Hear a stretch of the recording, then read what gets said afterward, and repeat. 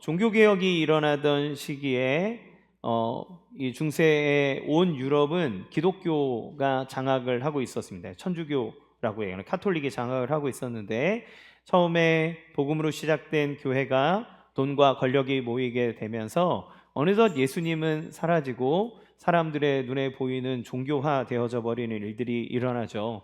그때 교회는 자기의 권위와 또 신앙심을 고취하기 위해서 베드로 성당이 아니라는 아주 큰 성당을 짓기로 결정을 하는데 그때 이 자금이 모자른 거예요. 자금이 모자르니까 어떤 거를 하게 됐냐면 사람들에게 이게 우리가 속해하는 면죄부라고 하는 것을 팔게 됩니다. 면죄부는 를 팔아서 그 사람들에게 이 죄를 면하여 주는 증서를 돈 받고 파는 거죠. 그러면 사람들이 그걸 사면 연옥에 있는 우리 부모님이 천국에 가거나 아니면 내가 이제까지 지은 죄에 대해서 사함을 받는다라고 하는 믿음을 갖게 합니다. 그래서 사람들이 그것을 돈으로 사도록 만들어서 교회를 짓는, 성당을 짓는 헌금으로 충당을 한 것이죠. 그런데 우리는 이제 면죄부로 알고 있지만 정확한 명칭을 보면 면벌부가 맞습니다. 면벌부가 뭐냐면 죄를 용서할 수는 없잖아요. 그런데 너가 이 증서를 사면 벌을 받지 않는다는 거예요. 벌을. 예. 이 면죄부 또는 면벌부가 가지고 있는 의미가 뭐가 있을까요? 이 죄를 지은 것은 맞지만 그거에 대한 대가를 치르지 않게 해주겠다는 겁니다. 그 안에 그러면 그 증서를 사람들의 마음의 이면에는 뭐가 있어요? 죄를 짓고 싶지만 그러나 벌은 받고 싶지 않다라고 하는 인간의 이 이중적인 모습이 이 증서 안에 담겨져 있는 겁니다. 여러분, 많은 사람들이 신앙생활을 하면서 이 같은 마음으로 우리는 종교를 받아들이죠. 오늘 이 세례 요한에게 나온 사람들 또한 그러한 마음이 있었던 것 같아요. 그러니까 요단강가에서 죄 사함을 받게 하는 회개의 세례를 전파하는 세례 요한에게 사람들이 나오니까 그 사람들에게 세례 요한은 매우 날선 메시지를 던집니다. 이 독사의 자식들아, 너희가 임박한 진노를 피할 줄로 알았더냐? 이미 진노의 도끼가 뿌리에 놓여 있으니 너희는 다 찍어서 심판을 받을 것이다. 이렇게 얘기를 하는 거예요. 그러니까 대충 여기에서 죄 한 번 씻고 다시 똑같은 생활로 돌아가려고 그렇게 눈을 가리고 살려고 하는 신앙생활에 대해서 전면적으로 거부하는 거죠. 그러자 사람들이 물었습니다. 그러면 우리가 무엇을 해야 됩니까? 뭐를 해야 우리가 이 죄에서 면함을 받고 깨끗함을 받을 수 있습니까? 라고 물어보는 거예요. 이 질문에 세례 요한은 이렇게 대답을 합니다. 11절에서 14절 같이 읽겠습니다. 시작. 대답하여 이르시되 두 벌이 있는 자는 옷 없는 자에게 나눠줄 것이요 먹을 것이 있는 자도 그렇게 할 것이니라 하고 세리들도 세례를 받고자 하여 와서 이르되 선생이여 우리는 무엇을 하리이까 하매 이르되 부과된 것 외에는 거두지 말라 하고 군인들도 물어 이르되 우리는 무엇을 하리이까 하매 이르되 사람에게서 강탈하지 말며 거짓으로 고발하지 말고 받는 급료를 족한 줄로 알라 하니라. 회개에 합당한 열매를 맺어라. 너가 회개했느냐? 그러면 그거에 대한 합당한 삶을 살으라는데 이 세례 요한이 말하는 것은 상당히 단순하고 명료합니다. 하지만 구체적이죠. 뭐라고 하나요? 옷 두 벌이 있냐? 그러면 여기서 옷은 속옷을 지칭해요. 이스라엘 사람들은 겉옷은 하나거든요. 그건 이불처럼도 쓰고 하는 거기 때문에 이 속옷이라고 얘기하는 건 갈아입을 옷을 말하는 겁니다. 그러니까 갈아입을 옷을 갖고 있냐? 그렇다면 없는 사람에게 나눠줘라 얘기하고 먹을 것도 그렇게 얘기하는 거죠. 이 요한이 말하는 나눔은 부족한 중에라도 너를 위해서 쌓아두지 말고 남은 것 주지 말고 부족한 사람을 위해서 너의 것을 나눠주라고 얘기합니다. 또 구체적인 사례들이 나오죠. 세리가 얘기합니다. 그럼 우리는 뭘 해야 됩니까? 이렇게 얘기하니까 정해준 것보다 더 받지 말아라 이렇게 말합니다. 당시 로마는 직접 세금을 이렇게 징수하지 않았어요. 지역을 나눠서 매년 세금을 가장 많이 걷어주겠다는 사람에게 세금을 징수할 권한을 줬습니다. 그러면 그 일에 앞장선 사람이 누구인 거예요? 그게 세리인 겁니다. 그러면 지역의 통치자들의 변덕에 따라서 세금의 세율이 이제 결정이 되는데 그러면 이 세리들은 어떻게 세금을 거둬들일까요? 자기의 몫까지 다 같이 챙겨서 거두는 거예요. 그러니까 그 사람들이 세리들을 아주 미워하고 매국노라 그러고 그 사람들을 이제 싫어할 수밖에 없겠죠. 군인들은 로마 군인이 아니라 헤롯 군대에 소속되어져 있는 용병들일 걸로 보고 있습니다. 그들은 급여를 아주 작게 받고 있었어요. 근데 그들에게 말하기를 뭐라고 얘기합니까? 강탈하지 말고 거짓으로 고발하지 말라고 말합니다. 여기에 강탈은 무력으로 착취하는 것을 얘기하는 것이고, 거짓으로 고발한다라고 얘기하는 것은 공갈 협박을 얘기하는 거예요. 그러니까 너의 무력을 통해서 사람들의 재산을 착취하지 말아라. 너가 지금 왕에게 받고 있는 급료가 있지 않느냐? 그거를 족한 줄로 알고 살아라. 이렇게 얘기하는 겁니다. 지금 이 말을 지금과 같은 세상에서 뭐 고용주가 그냥 주는 대로 받아먹어 이렇게 얘기하는 게 아니에요. 그러니까 너의 합당한 대구를 위해서 요구하지 말아라는 말이 아닙니다. 당시 군인들의 급료 수준이 낮았는데 왕이 급여를 충분하게 주지 않으니 뭐 내가 어떡하겠어? 내가 왕한테 말하겠어? 그냥 어쩔 수 없어. 나도 내가 살려면 나보다 약한 사람에게 뜯어 먹어야지. 다 그러고 살잖아. 그렇게 살지 말라는 거예요. 그러면 세례 요한이는 왜 이런 메시지를 전하고 있을까요? 우리는 지금 세례 요한이 사회 개혁가로서 이 자리에서 사역하고 있는 것이 아니라는 것을 알고 있습니다. 이 사람의 사명이 뭐예요? 메시아, 그리스도, 즉 예수님이 오실 길을 준비해야 하는 사람입니다. 그는 단순히 윤리 강령을 선포하고 뭐 이렇게 살아야 되는 방향을 얘기하기 위해서 말씀을 전하는 게 아니라는 거예요. 그러면 이 메시지의 목적은 단순하게 너가 어떤 일을 해야 된다, 이래야 된다, 말아야 된다라고 하는 그런 기준을 말해주는 게 아닙니다. 여러분, 이런 법칙을 제일 잘 얘기해주는 사람이 누구예요? 바리새인입니다. 바리새인은 율법이 정한 것들을 어떻게 지킬까를 고민해서 613가지 아주 세밀한 조항들을 만들어요. 예를 들면 이런 겁니다. 안식일을 기억하여 거룩히 지켜라. 안식일에는 일하지 말아라. 이렇게 율법에 기록되어 있단 말이에요. 그러니까 이 사람들이 고민하는 거죠. 어디까지가 일이냐? 어디까지 일했다고 여겨야 되냐? 그러니까 몇 킬로미터 이상은 걸어가면 그거는 일이다. 그러니까 죄다. 너가 이렇게 어떤 일을 했는데 겨드랑이에 땀이 났다? 그럼 일이다. 예, 그러니까 예수님 제자들이 안식일에 가다가 곡식을 보고 그거를 주워서 이렇게 까가지고 먹으니까 뭐라 그래요? 왜 타작하는 일을 하냐? 이렇게 얘기하잖아요. 예수님이 병든 자를 고치니까 왜 의료 행위를 하냐? 지금 안식일인데. 이렇게 얘기하면서 시비를 걸었던 게 바리새인입니다. 그 바리새인은 예수님이 아주 혐오했던 사람들이잖아요. 그러니까 지금 이 세례 요한이 하는 메시지는 이렇게 해라 저렇게 해라 라고 하는 행동 강령이 아닌 그거보다 더 깊은 하나님이 주고자 하는 예수님을 예비하는 메시지가 담겨 있다라고 하는 걸 우리는 생각해 볼 수 있어요. 그거는 무엇일까요? 그거에 앞서서 우리는 세례 요한이 던져주는 이 메시지가 우리에게 어떻게 와닿는지를 한번 생각해 볼 필요가 있습니다.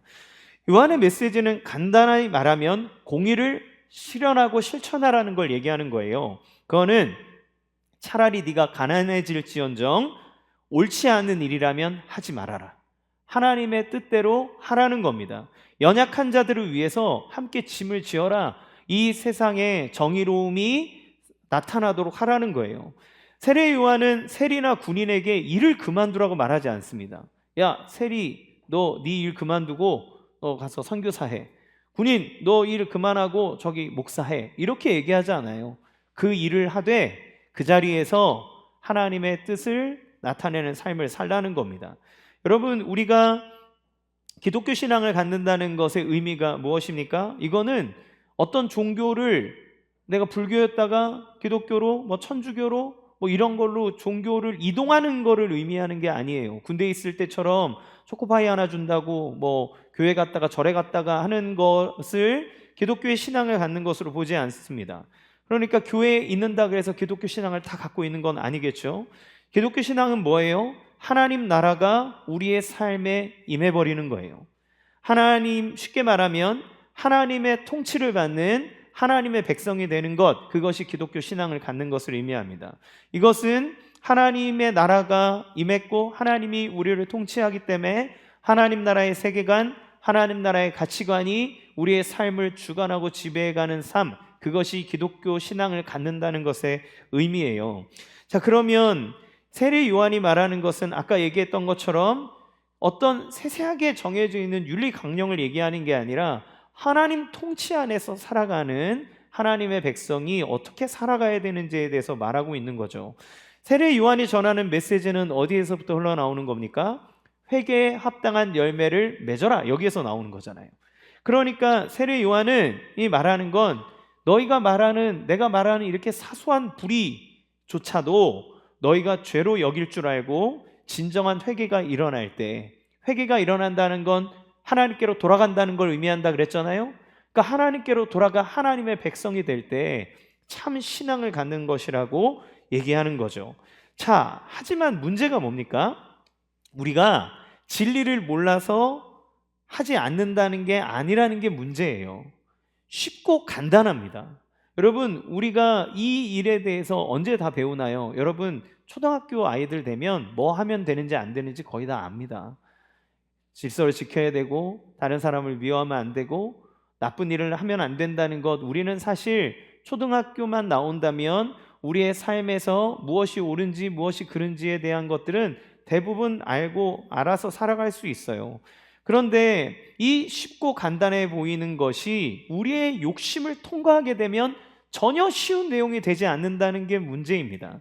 세례 요한이 말하는 것을 잘 보면 음식을 나누는 것, 의복을 나누는 것, 세리가 자기의 이익을 위해서 그걸 하지 않는 것, 군인도 자기의 이익을 위해서 무력을 사용하지 않는 것, 뭐가 필요한 거예요? 모두 다 자기 희생이 필요합니다.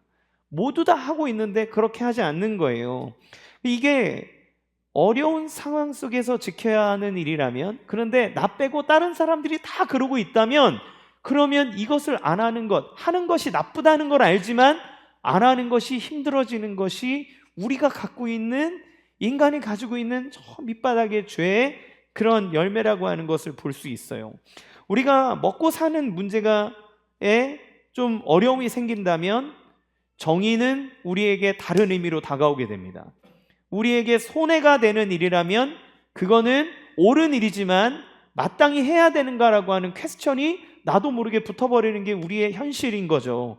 최근 우리나라에도 이제 마약에 대한 이야기가 많이 나오잖아요.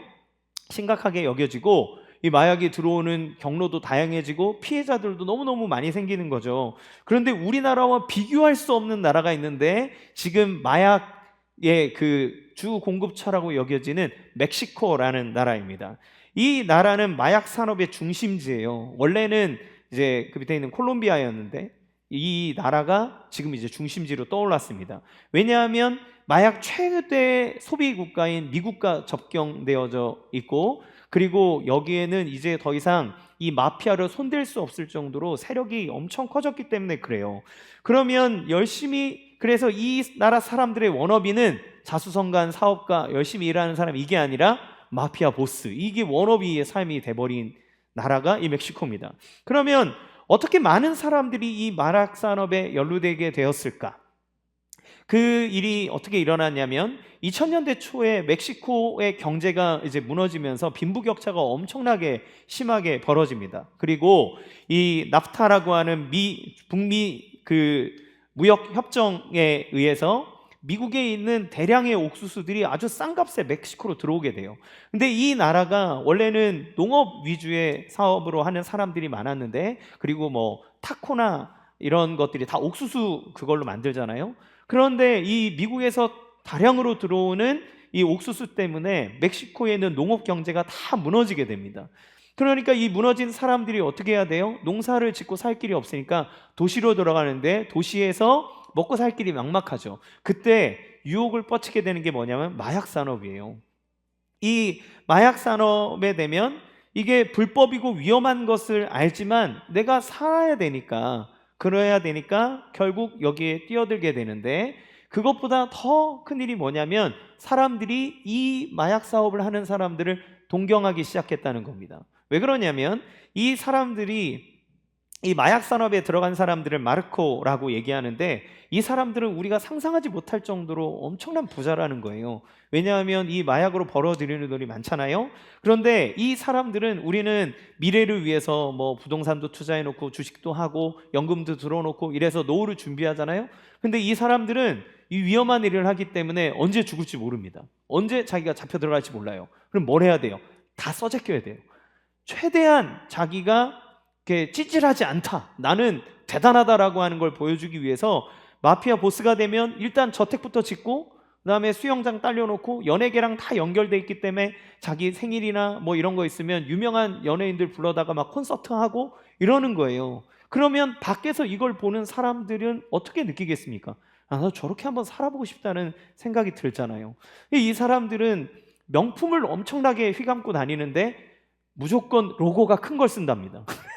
어디에 가도 나 이렇게 잘 나가라고 하는 걸 보여주기 위해서. 그래서 2011년도쯤인가 멕시코에서 한 이제 마피아 보스가 잡혀가는데 여기 이제 폴로가 이제 이마하게 써져 있는 거예요. 그래서 그 폴로 매출이 엄청 올랐대요. 이렇게 짝퉁 폴로도 엄청 나왔대요. 사람들이 폴로를 갖고 싶어 해서. 나르코 폴로라고 하는 말이 유행할 정도로 사회에 사람들의 생활에 영향력을 끼치는 거죠. 그러니까 이런 문화들이 확산되다 보니까 주변의 사람들이 너도 하고 너도 하고 너도 하고 너도 하는데, 그럼 내가 안 할 이유가 어디 있습니까? 그러면 여러분, 이 사람들이 옳고 그름에 대해서 알지 못할까요? 멕시코는요, 여러분, 그 천주교가 주된 국가예요. 그러니까 성경과 예수님을 믿어야 되는 나라입니다. 그럼에도 불구하고 그들이 옳고 그름을 알지 못해서가 아니라 손해가 되지 않기 위해서, 나의 삶에 그 무언가를 더 얻어내기 위해서는 기꺼이 범죄의 현장에 들어가겠노라 라고 하는 거죠. 이게 제가 극단적으로 마약을 일컬어서 얘기하지만, 우리도 우리의 삶 속에서 무언가 조금 더 편할 수 있고 누릴 수 있고 손해보지 않는 일이라면 우리는 정의를 실현하거나 하나님의 뜻을 일으키기보다 그저 뭐 너도 하고 나도 하는데 하면서 다 하지 않습니까? 옛날에 있었던 교회에 수많은 집사 권사님들이 청문회 나와가지고 하나님의 이름 걸고 맹세한다 그러지만, 사실 그들의 비리와 부정들, 그것들이 다 드러났던 것들이 현실이잖아요. 그러니까 이 우리에게 일어나는 그 일들에 대해서 진리를 알지만 그 진리를 적용하고 싶어 하지 않는 것이 종교인의 모습, 사람의 민낯이라는 거예요. 그러면 그 사람에게 진리가 선포되면 어떻게 될까요? 누가복음 3장 19절에서 20절 말씀 같이 읽어보겠습니다. 시작. 분봉왕 헤롯은 그의 동생의 아내 헤로디아의 일과 또 자기가 행한 모든 악한 일로 말미암아 요한에게 책망을 받고 그 위에 한 가지 악을 더하여 요한을 옥에 가두니라. 아멘. 예, 이 분봉왕 헤롯이 자기 동생의 아내 불륜을 저지른 거죠. 그리고 얘네들이 이제 결혼하려고 서로의 배우자와 이혼하고 합니다. 권력을 가지고 그렇게 하는 거예요. 그 일에 대해서 요한이 강도 높게 비판합니다. 그리고 율법이 중요했던 사회였기 때문에 뒤로는 무슨 짓을 하는지 모르지만 이렇게 드러난 일들에 대해서는 상당히 이슈가 되는 거죠. 그러니까 당시에 엄청난 스캔들이었어요. 그 이야기에 대해서 요한이 지적하고 책망합니다. 그런데 이 헤롯도 요한을 함부로 할 수는 없어요. 왜냐하면 원체 선지자로 사람들에게 유명했기 때문에 함부로 다루지는 못합니다. 그러니까 가만히 있는데 계속 자기를 책망하는 말, 그렇게 살면 안 된다는 말이 들려오니까 외면하죠. 근데 외면하다 안 되니까 어떻게 하니까 요한을 옥에 가둬버립니다. 여러분, 이것이 우리가 진리를 대하는 방식인 거예요. 무엇이 옳은지 그른지 압니다. 사람은 다 알아요. 그러나 우리에게 진리가 그것 우리의 삶에 대해서 지적하고, 진리라고 하는 건 기준이 있다는 거잖아요. 그 기준에 부합하지 않노라고 삶을 돌이켜야 된다라고 말할 때마다 우리는 내가 하기 싫어하는 영역에 대해서는 외면합니다. 하지 않으려고 해요. 귀를 막아버리는 거죠. 그런데 계속 그 말이 나에게 도전을 주고 자극을 주면 어떡합니까? 요한을 옥에 가둬버린 것처럼 귀를 닫아버리고 멀리해버리는 거예요. 여러분, 말씀을 읽으며 큐티할 때마다 하나님이 여러분 마음 가운데 주시는 것 있잖아요. 생각하는 거 있잖아요. 설교를 듣다 보면 와, 이렇게 살아야 되겠구나 라고 하는 것들이 있잖아요. 그런데 정작 여러분이 직장에서, 가정에서 여러분이 손해봐야 될 때, 심지어 내 가족에게 내가 손해봐야 될 때도 내 배우자에게 앉으려 그러고, 내 배우자보다 내가 더 위에 서 있으려 그러고, 내 자녀들에게조차도 우리는 사랑이라고 말하지만 하나님이 주시는 진정한 공의와 정의로움이, 그리고 사랑이 증거되고 있습니까? 아니요. 우리는 우리 가족들에게조차도 내가 손해보지 않기 위해서 외면하고 귀를 닫아버리는 것이 우리의 현실이라는 거예요. 여러분,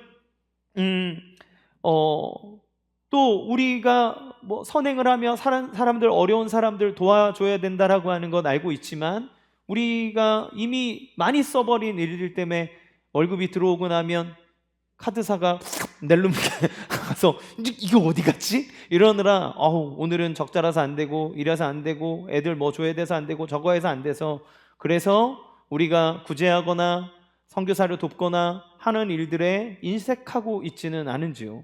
사실 우리가 청년 때 없었을 때보다 일하면서 더 많은 연봉들과 더 많은 것들을 가지고 있지만, 수많은 핑계들 안에서 주님 지금은 어려워서 안 되고, 이때는 안 되고, 저 때는 안 되고, 나중에 하면서 하나님이 우리에게 말씀하시는 선행과 연약한 자들을 돕는 것들에 대해서 우리는 항상 등한시하고 살아가고 있지는 않은가요? 그러니까 세례 요한이 지금 말하고 있는 것은 사소한 영역이지만, 그럼에도 불구하고 우리가 죄 가운데 살아갈 때 절대 넘어갈 수 없는 선들을 얘기하고 있는 거예요. 이 사람들에게 자기의 이익을 포기하면서까지 하나님의 뜻대로 살아내라고 얘기하는 겁니다. 그런데 우리는 나의 육체적, 경제적, 정서적 손해라는 생각이 들면 우리는 외면하는 거죠. 보고 싶지 않은 거예요. 우리의 일들에게 집중합니다.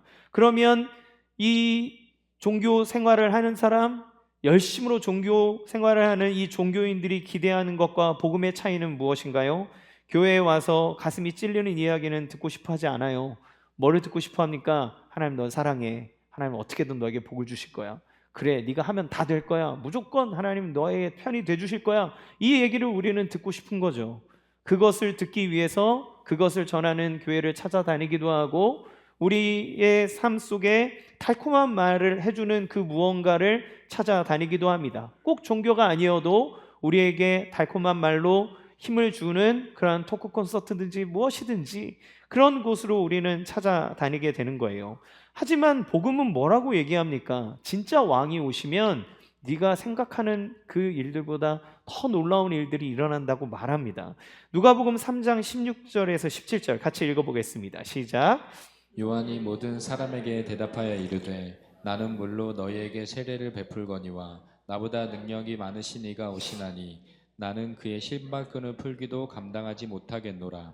그는 성령과 불로 너희에게 세례를 베푸실 것이요 손에 키를 들고 자기의 타작마당을 정하게 하사 알곡은 모아 곳간에 들이고 쭉정이는 꺼지지 않는 불에 태우시리라. 아멘. 사람들이 요한의 영향력을 보고 이 사람이 진짜 그리스도가 아닐까? 이 사람이 메시아가 아닌가? 이런 생각을 한 거예요. 그러니까 그 생각을 딱 알아챈 요한이 뭐라고 얘기하냐면, 그분이랑 나를 비교하지 마라. 나는 그분의 신발끈을 이렇게 묶는 것도 감당할 수 없을 만큼 비참하다. 그분이 그렇게 위대한 분이다. 당시 신발은 누가 만지는 거냐면 종이 만지는 거예요. 그러니까 나는 그분 앞에선 종도 안 된다, 이렇게 얘기를 하는 거죠. 그런데 그 진짜 왕이 오시면 어떤 일이 일어난다고 얘기하나요? 그분이 오시면 성령과 불로 세례를 주시고 그리고 심판할 거다, 이렇게 얘기합니다. 그분이 우리에게 오시면 심판이 일어날 거라는 거예요. 여기서 예수님이 주시는 세례는 성령과 불의 세례입니다. 성령과 불은 무엇이에요? 하나님 앞에 순종하여 주님 앞에 나오는 자들에게는 그리스도의 영을 그에게 부사 하나님의 자녀가 되게 하고, 성령의 불은 우리를 정결하게 하는, 그러니까 죄인이지만 우리를 정결하게 하는 놀라운 그 은혜가 우리 가운데 있을 것이라고 얘기합니다. 또 하지만 이 불은 심판의 불이기도 한 거예요. 따라서 하나님을 온전히 믿는, 그 메시아를, 예수님을 온전히 믿는 믿음 가운데 있지 않다면 그의 행위대로 그 불이 그들을 판단하고 그 불을 살을 것이다. 그래서 타작마당에서 이게 키질을 해서 알곡은 곳간에 들이고 쭉저기는 불에 태워버리는 것처럼 그 모든 것들을 판단하고 심판하실 이가 바로 메시아다라고 얘기하는 거예요. 그러니까 이건 무슨 말입니까? 그리스도는 공의와 정의를 드러내는 분이시기 때문에 그분이 우리 가운데 오면 진짜 정의로움이 무엇인지, 공의가 무엇인지 그것이 우리 가운데 펼쳐지게 될 것이다. 그것들이 너희들이 원하는 바가 아니냐? 그런데 그 하나님은 그 공의와 정의를 가지고 오시기 때문에 우리의 모든 삶을 판단하고 심판할 것이라고 말합니다. 그러면 이 심판은 누구에게 기쁜 소식이고 누구에게 나쁜 소식이 될까요? 여러분, 하나님의 백성에게는 주님이 오심이 기쁜 소식이 되고 악인에게는 이 심판이 두려운 소식이 되는 거예요. 여러분, 그 이몽룡이 춘향전에 보면 이몽룡이 이제 허름한 옷을 입고 옵니다. 춘향이가 잡혀서 있죠. 그런데 암행어사 출두야 딱 하고 나면 누가 기뻐합니까? 죄 짓지 않는 사람은 암행어사 온 게 아이씨구나 막 이러면서 좋고, 탐과 놀이들은 무서워 떠는 거예요. 그렇죠? 예수님이 오신다는 것, 구원자가 오신다는 것은 이 두 가지 면을 가지고 있는 겁니다.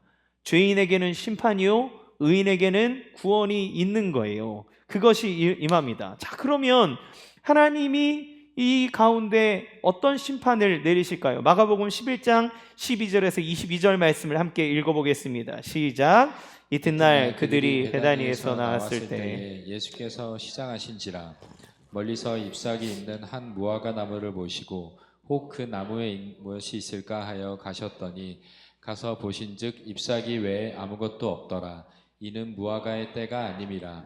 예수께서 나무에게 말씀하여 이르시되 이제부터 영원토록 사람이 내게서 열매를 따먹지 못하리라 하시니 제자들이 이를 듣더라. 아멘. 여러분, 누가 하나님 앞에 의인이면서 하나님의 구원의 은혜를 누리게 될까요?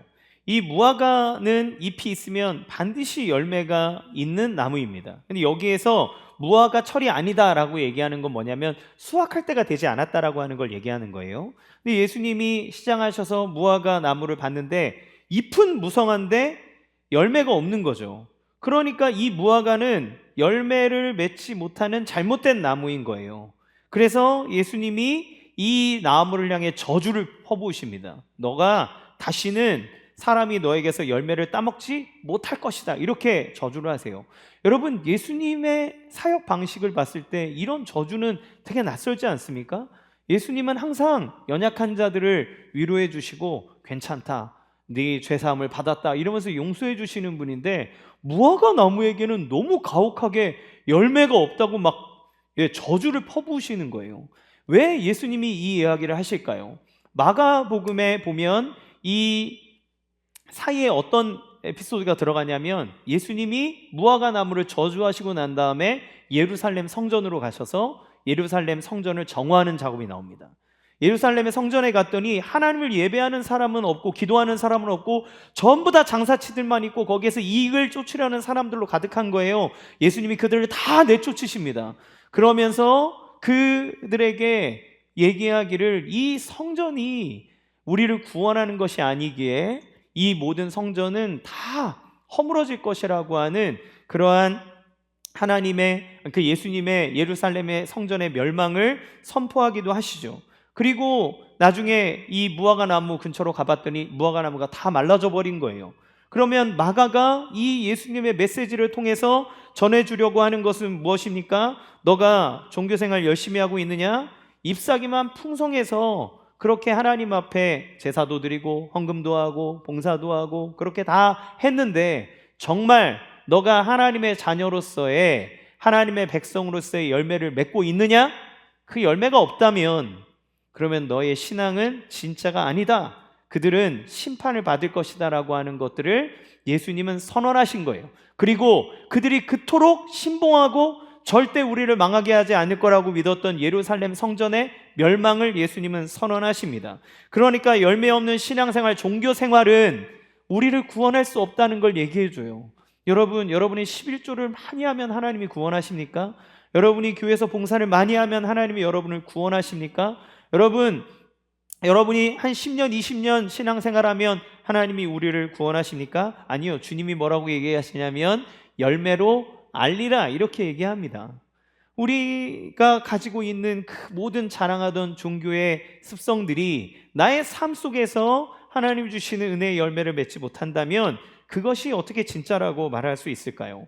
여러분, 그러면 우리의 삶을 지금 돌아봅시다. 여러분, 회개에 합당한 열매를 맺고 살아가십니까? 여러분이 진짜 왕이신 예수님이 다시 오실 때 그분은 심판하신다는데 여러분은 그 심판대 앞에 서지 않을 자신이 있으십니까? 우리가 그 진노를 어떻게 피할 수 있습니까?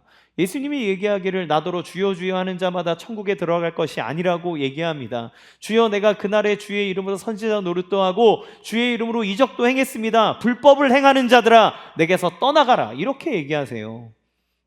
그러면 어찌 보면 우리는 수많은 잎사귀들을 자랑하면서 이거 봐 내가 교회에서 막 장로도 했어 권사도 했어 나 이런 것도 했어 나 이런 봉사도 했고 내가 우리 교회 헌금 랭킹 몇인지 알아? 막 이러면서 화려한 것들을 자랑했는데 정말 정작 주님 앞에 갔을 때 우리가 하나님 앞에 드릴 열매가 아무것도 없는 거예요. 하나님의 말씀의 뜻대로 살아낸 삶의 증거들이 없다는 겁니다. 여러분, 그런 사람들은 뭐라고 얘기합니까? 내가 무엇을 해야 됩니까? 앞으로 뭘 해야 구원을 얻을 수 있습니까? 얘기하는 거예요. 그러면 무엇을 한들 구원을 얻을 수 있습니까? 여러분, 과거에 우리가 지었던 죄들은 사라집니까? 아니요. 아무리 착한 일을 해도 내가 지은 죄는 죄값을 치러야 그 죄에 대한 용서를 받을 수 있는 거예요.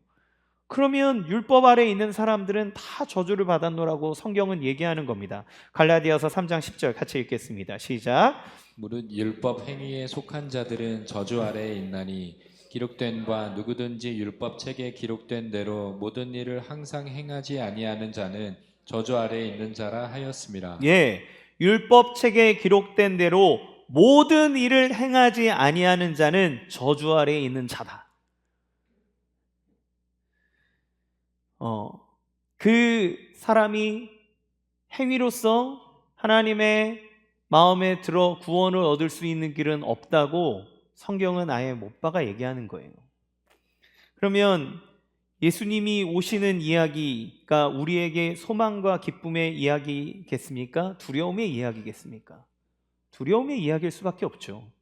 그 예수님이 오셔도 심판 아래에 우리는 심판을 받을 수밖에 없는데 말입니다. 그런데 누가는 세례 요한이 전하는 이것이 좋은 소식이라고 얘기하는 거예요. 18절 같이 읽어보겠습니다. 시작. 또 그 밖에 여러 가지로 권하여 백성에게 좋은 소식을 전하였으나 예, 그 밖에 여러 가지로 권하였다. 그러니까 세리에게 군인들에게 말했던 것 말고도 여러 가지 말들로서 권하여서 뭘 전했다고 얘기합니까? 좋은 소식, 굿뉴스를 전했다는 거예요. 여러분 지금 세례 요한이 말하고 있는 메시지가 여러분에게 복음으로 들리십니까? 아니면 부담과 두려움의 공포의 이야기로 들리십니까? 우리는 두려움의 이야기, 공포의 이야기로 들리겠죠. 그런데 누가는 좋은 소식이라고 얘기하는 거예요. 왜 좋은 소식입니까? 이게 왜 이 이야기가 우리에게 좋은 소식으로 들려질 수 있을까요? 그것은 예수님이 세례를 받으시는 장면 때문에 그래요. 죄인이 되어 오신 예수님을 보여주고 있기 때문에 그렇습니다. 누가복음 3장 21절에서 22절 같이 읽겠습니다. 시작. 백성이 다 세례를 받을새 예수도 세례를 받으시고 기도하실 때에 하늘이 열리며 성령이 비둘기 같은 형체로 그의 위에 강림하시더니 하늘로부터 소리가 나기를 너는 내 사랑하는 아들이라 내가 너를 기뻐하노라 하시니라. 아멘. 여러분, 세례는 누가 받습니까? 세례는 죄인이 받습니다. 왜요? 지금 요한이 베푸는 세례는 죄 사함을 받는 회개의 세례예요. 그러니까 이 세례는 누가 받는 거냐면 죄인이 받는 겁니다. 죄가 있는 사람, 회개해야 될 것이 있는 사람, 죄의 씻음을 받아야 되는 사람이 받는 게 이 세례예요. 그러면 예수님이 이 세례를 받을 이유가 있습니까? 없습니까? 예수님은 하나님의 아들이고 우리가 읽었던 것처럼 하나님이 이는 내 사랑하는 아들이고 내 기뻐하는 자라고 말할 만큼 사람으로 오셨지만 하나님의 마음에 완벽한 의인이신 분이 예수님이세요. 그래서 마태복음에 보면 세례 요한이 이렇게 얘기합니다. 내가 당신에게 세례를 받아야 되는데 내가 어떻게 당신에게 세례를 줄 수 있겠습니까? 라고 얘기하니까 예수님이 네가 해야 될 일을 하라고 말합니다. 여러분, 세례 요한이 예수님이 나올 때 요한복음에서는 예수님을 향해 이렇게 얘기하는 거예요. 요한복음 1장 29절 같이 읽겠습니다. 시작. 이튿날 요한이 예수께서 자기에게 나아오심을 보고 이르되 보라 세상 죄를 지고 가는 하나님의 어린 양이로다. 아멘. 하나님의 어린 양인데 무엇을 지고 가요? 세상 죄를 지고 가는 하나님의 어린 양이라고 얘기합니다. 요한은 세례를 받으시는 예수님을 향해 제사에서 쓰는 양의 은유를 가져다 써요. 여러분, 사람들이 이 구약 시대에 제사를 지내면서 자기의 죄를 어떻게 씻느냐 하면 자기가 이제 양이든 염소든 제물을 가져옵니다. 제물을 가져오면 그 양에다가 손을 얹어서 자기의 죄를 고백하는 거예요. 그러면 그 순간 어떤 일이 일어나냐면 내 죄가 이 양에게 뒤집어 씌워지는 거예요. 그러면 제사장이 와서 그 양의 목을 땁니다. 피를 받아내고 그리고 각을 떠서 다 낱낱하게 다 펼쳐내놓은 다음에 제단에 올려놓고 불로 태워버리는 거예요. 그러면 여러분, 여기에서 죽는 거는 누굽니까? 양이 죽지만 실질적으로는 내 죄가 나를 죽이는 것들을 목도하는 거예요. 그러면 내가 죽을 수 없기 때문에 하나님 날 용서하시는 작업을 위해 누가 희생되는 거예요? 양이 내 죄를 뒤집어 쓰고 희생되는 것, 그게 예배고 그게 제사인 겁니다. 그런데 예수님이 지금 왜 세례를 받으시는 거예요? 죄인으로 낙인 찍힘을 당하려고 세례를 받으시는 겁니다. 죄가 없으신데 죄인의 자리로 들어가는 것이 세례를 받는 자리예요. 그러니까 세례 요한의 사역, 예수님의 길을 예비하는 가장 중요한 핵심 사역이 뭐냐면 예수님한테 세례를 줘서 예수님을 죄인 만드는 겁니다. 왜요? 그래야 그 예수님이 우리의 죄를 다 짊어지고 우리 대신 찢겨져서 형벌을 받으사 우리를 구원할 구원자가 되시기 때문에 그래요. 그러면 어떤 일들이 이 순간 일어나게 되는 겁니까? 예수님이 세례를 받음으로써 죄인의 자리에 들어가고 그 예수님은 이제 3년 동안 공생의 사역을 하신 후에 십자가에서 죽으십니다. 무엇 때문에요? 우리의 죄를 가지고 하나님 앞에서 죄인으로서 받아야 될 모든 형벌을 다 받으시는 거예요. 그러면 예수님이 죄인의 자리로 들어갔기 때문에 그러면 우리에게는 어떤 일들이 일어나는 겁니까? 그리스도 예수를 믿는 사람은 예수님의 자리로 가버리는 거예요. 왜요? 예수님이랑 자리 바꿈이 일어나는 겁니다. 예수님이 내가 짓고 죽어야 될 죄와 형벌의 자리로 들어가시고 그리고 그 예수님이 나를 대신해서 그 벌을 받으셨기 때문에 나는 예수님이 받으셔야 될 하나님의 사랑과 하나님의 그 권능과 자녀의 의인의 자리로 들어가게 되는 일들, 이것이 하나님이 예수 그리스도를 통해서 우리에게 주시는 구원의 역사인 거예요. 그러면 우리가 구원을 받았다라고 하는 건 단지 천국에 내가 들어갔다라고 하는 것을 의미하는 게 아니라 우리의 신분이 죄인에서 하나님의 자녀로, 하나님의 원수에서 하나님이 사랑하시는 자로 바뀌었다는 것을 의미합니다. 누구 때문에요? 나 대신 죄인의 자리로 오신 예수님 때문에 우리는 그렇게 된 거예요.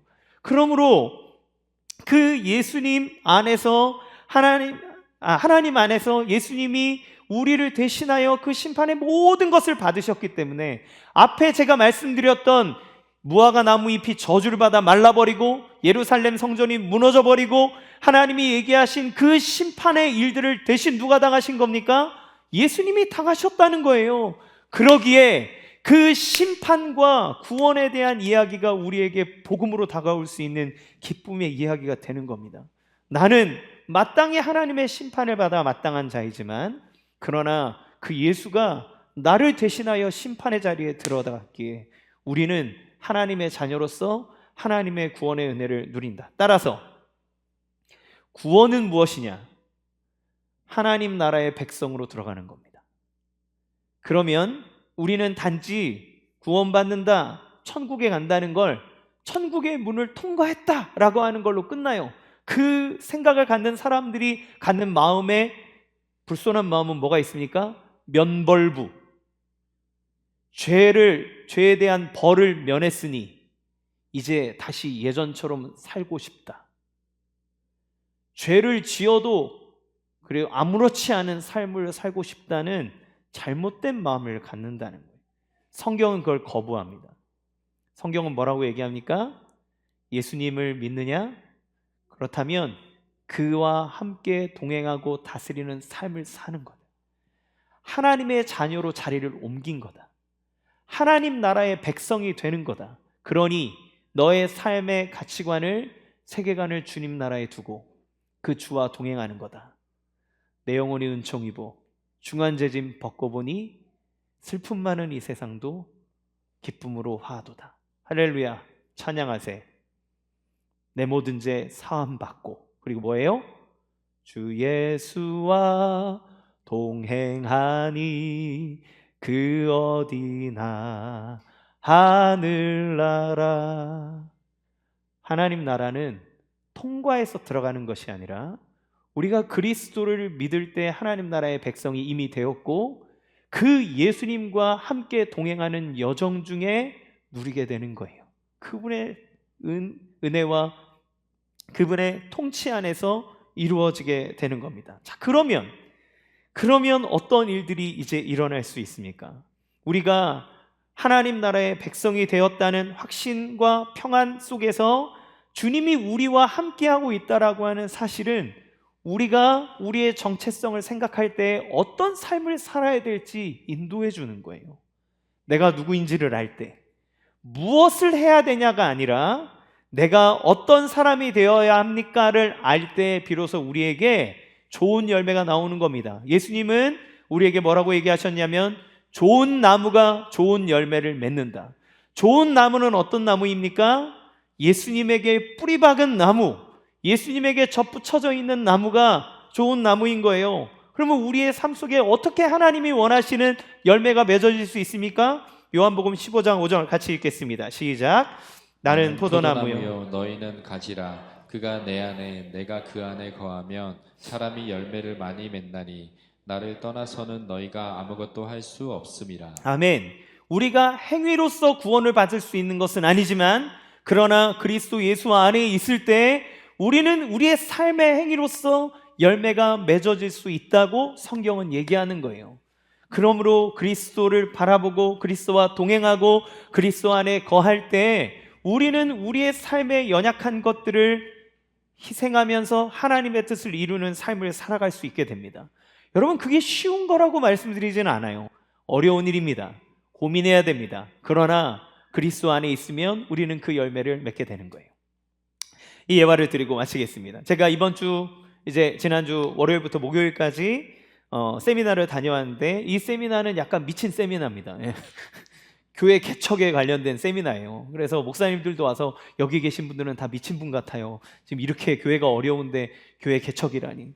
그런데 여러분, 교회 개척에 대한 이야기를 하면서 사실 우리가 하면 교회 개척 세미나 하면 여러분 뭐 얘기할 것 같으세요? 교회 성장 얘기할 것 같지 않습니까? 언제 빨리 해서 사람들을 빨리 모아서 막 이런 일을 할까?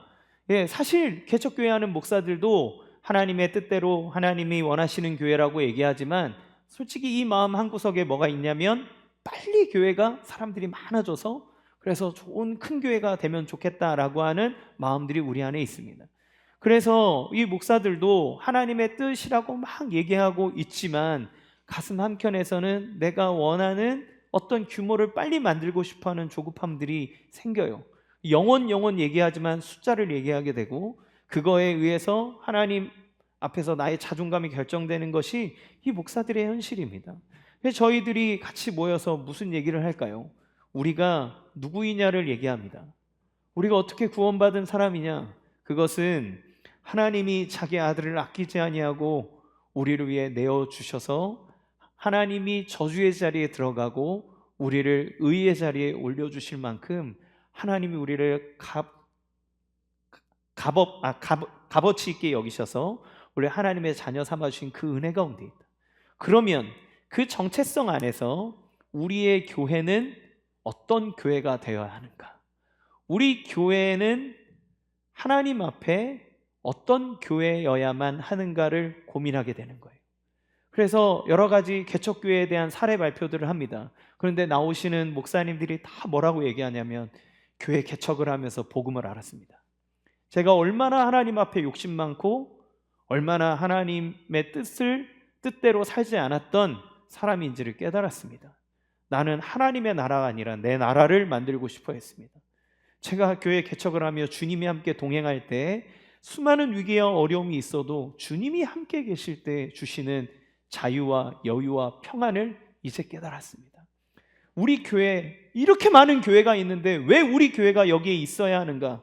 그것은 하나님의 이 우리 교회를 통해서 복음을 전하기 원하고 아직 복음을 듣지 못한 수많은 영혼들이 있기 때문입니다. 그 이야기들을 나누면서 아침부터 오후까지 강의를 듣고 이야기하고 또 저녁 먹고 목사님들끼리 모여서 방에서 새벽 2시까지 계속 이야기를 합니다. 우리 교회가 어떤 교회가 돼야 하는가? 교회의 정체성은 무엇인가? 우리는 왜 여기에 있어야 하는가? 그것들을 생각하는 거죠. 예수님에게 접붙인 교회인가? 아니면 나를 위한 교회인가? 근데 한 목사님이 이야기를 하셨어요. 이 목사님은 작은 시골 교회에 부임하고 자기에게 지원받은 5천만 원을 이 원로 목사님에게 은퇴 자금으로 드리고 그 교회에 들어갔습니다. 사실 이렇게 경제적인 입장에서 보면 손해보는 장사죠. 그런데 그분이 이제 들어가서 사역을 하는데 좀 더 세련되고 멋진 사역을 하고 싶잖아요. 그렇죠? 목사들은. 그런데 어느 날 교회 앞에 한 300평인가 넘는 한층 넓은 땅을 사라는 거예요. 어떤 부동산 분이 와서 이 교회 사면 교회가 진짜 잘 쓸 것 같다.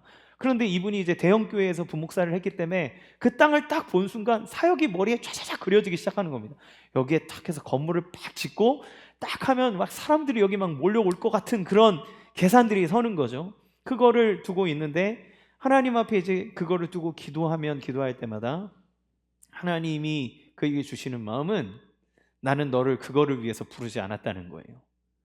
나는 너를 이 교회에 불렀을 때 하나님의 사랑을 사람에게 전하기 위해서 하는 거다. 근데 이 목사님이 이게 막 눈에 앞에 보이잖아요. 그러니까 이 땅을 포기를 못 하겠는 거예요. 그런데 기도할 때마다 너는 영혼을 위해서 부름을 받았다. 그런데 자꾸 자기 교회에 어떤 사람이 오냐면 약간 경계성 장애를 가진 사람, 그리고 막 세상에서 지내다가 방황하고 상처받은 사람, 그리고 다방이 있는 마을인데 다방에 가면 막 사람들이 좀 저질적이기도 하고 그런 사람들을 만나고 그런 사람들이 오는 거예요. 그런데 하나님은 그 영혼을 향해서 마음을 품으라고 얘기하는데 나의 목회적 야망은 여기에서 더 멋진 무언가를 하고 싶은 마음이 드는 거죠. 그걸 가지고 하나님 앞에서 씨름하고 기도하고 있는 중에 하나님의 뜻이 그 건물에 있지 않다라고 하는 거를 그분이 받아들였습니다. 원래부터 알았는데, 그런데 자기의 욕심이, 자기의 야망이 그걸 계속 가로막는 거예요. 그런데 그 안에 역사하시는 성령께서 그의 마음을 바꾸셨습니다. 교회가 사람을 위한 곳인데 나는 사람 때문에 여기 왔는데 이 건물을 지으면 이 사람들이 못 오는 거예요. 왜냐하면 생각보다 교회 문턱이 높았던 겁니다. 그래서 그 교회 목사님은 교회를 예쁘고 세련되게 만들지 않았어요. 약간 허름하게 해놨습니다. 왜냐하면 사람들이 세련되니까 예쁘니까 못 들어오는 거예요. 하나님이 나에게 붙여주신 사람은 이런 연약한 사람인데 이 사람이 넘어올 수 있는 교회가 돼야 되겠다. 그래서 인테리어도 조금 부족하게 해놓고, 물론 돈도 많이 없었지만 더 예쁘게 하려는 욕구를 내려놓고 문턱을 낮췄습니다. 사람들을 받았습니다. 다방을 찾아갑니다. 주점을 찾아갑니다. 사람들과 이야기하고 그들 가운데 복음을 전하고 그 막 경계성 장애를 갖고 있는 사람들, 가정에 막 있는 그 사람들을 만나서 복음을 전하고 제자 훈련하고 막 그런 것들을 하는 거예요. 그러다가 이제 5년을 넘게 사역했는데 이제 120명 갓 넘기는 교회. 자기가 했던 대로 하면 더 많은 사람을 불러 모을 수 있었을지 모르지만 하나님의 뜻이 거기 있다라고 하는 걸 알 때 그분이 그걸 선택한 거죠. 그런데 5년이 됐는데 하나님 비전을 주시더랍니다. 10년 되는 때 10개의 교회를 개척해야 되겠다. 이게 무슨 말도 안 되는 소리니까. 그런데 하나님 주시더래요. 그래서 뭐 꿈꾸는 건 내 마음이잖아요. 그러면서 했는데 그분이 우리 교회가 그 교회를 개척시킬 수는 없겠지만 사람도 적고 하지만 자기가 가만히 봤더니 자기도 다 쓰러져가는 작은 교회에 부임해 와서 이 교회를 개척하듯 섬겼는데 자기들이 기금을 마련해서 좋은 목회자를 쓰러져가는 교회에다가 보내주고 그래서 그 지역의 교회가 살 수 있도록 복음적으로 살 수 있게 한다면 그것도 훌륭한 교회 개척이지 않겠는가라는 마음이 생겼다는 거예요.